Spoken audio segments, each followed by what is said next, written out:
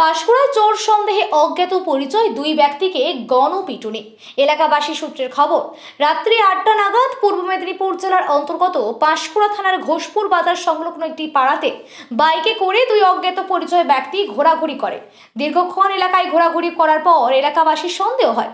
তাদের আটকে রেখে জিজ্ঞাসাবাদ করলে তারা কোনো কিছু না বলায় তাদের চোর সন্দেহে তাড়া করে এলাকাবাসী। অজ্ঞাত পরিচয় ওই দুই বাইক আরোহী বাইক ফেলে পাশে জঙ্গলে লুকিয়ে পড়ে, সেখানেও এলাকাবাসী তাড়া করে। পরে অজ্ঞাত পরিচয় ওই দুই যুবক ঘোষপুর বাজারে রোডের ওপর উঠে আসলে বাজারে অবস্থিত এলাকাবাসী তাদের ঘিরে ধরে এবং চোর সন্দেহে গণপিটুনি শুরু হয়, যার ফলে এলাকায় উত্তেজনা সৃষ্টি হয়। ঘটনাস্থলে পুলিশ এসে আহত ওই দুই অজ্ঞাত পরিচয় ব্যক্তিকে উদ্ধার করে তমলুক হাসপাতালে নিয়ে যায়।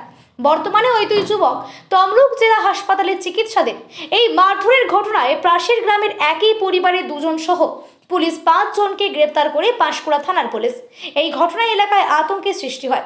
যদিও এলাকায় মোতায়েন রয়েছে পাঁশকুড়া থানার পুলিশ, পাশাপাশি এলাকায় টহল দিচ্ছে র্যাব। তবে জানা গেছে আহত দুই ব্যক্তির বাড়ি পাঁশকুড়া পৌরসভার 9 নম্বর ওয়ার্ড এলাকায়। তবে প্রশ্ন উঠছে, ওই দুই ব্যক্তিকে গ্রামবাসীরা যখন কথা বলতে গিয়েছিল তারা পরিচয় না দিয়ে কেন বাইক ফেলে অন্যত্র ছুটে চলে গেল? প্রসঙ্গত বেশ কয়েকদিন ধরে দুই মেদিনীপুর ও ঝাড়গ্রামে রাতের বেলায় চোর ঘুরছে। এলাকায় এমন অভিযোগ বারবার এসেছে। স্বভাবতই গ্রামবাসীদের চোর সন্দেহ করা কোনো অস্বাভাবিক কিছু নয়। আর প্রচণ্ড আতঙ্কে আছি। আর এখানে সিকিউরিটি গার্ডটা দিলে খুবই ভালো হয়। যা ভয়, বাচ্চা নিয়ে থাকবো কি করে এরকম হলে?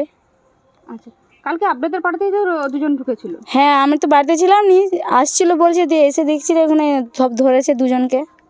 আচ্ছা, তারপর থেকে সারা রাত কি আতঙ্কে কাটিয়েছেন? আর বলবেন নি, সারা রাত ঘুমাতে পারিনি, দু চোখের কথা এক করতে পারিনি। বাচ্চারা নিয়ে আমি একা থাকি তো।